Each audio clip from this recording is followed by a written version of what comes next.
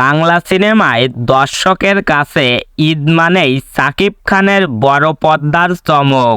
তবে এবারের প্রেক্ষাপটটা কিছুটা ভিন্ন। নবম দশকের ঢাকায় আরল্যান্ডোর আর অভিজাত্যের লড়াই নিয়ে নির্মিত প্রিন্স অনার্স আপন আ টাইম ইন ঢাকা সিনেমায় এবার যুক্ত হলো আন্তর্জাতিক মানের অভিনয়ের টক্কর।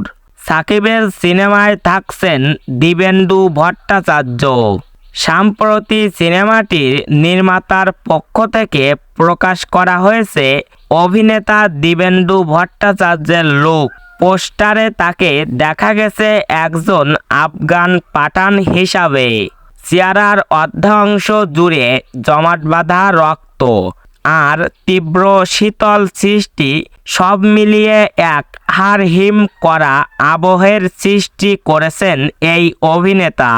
পরিচালক আবু আহাদ মাহমুদ এই চরিত্রটিকে কেবল একটি খল চরিত্র হিসাবে দেখছেন না।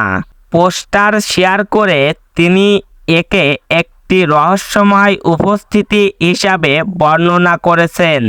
তার দাবি, দিবেন্দু ভট্টাচার্যের চরিত্রটি সিনেমার খেলার নিয়ম বদলে দেবে।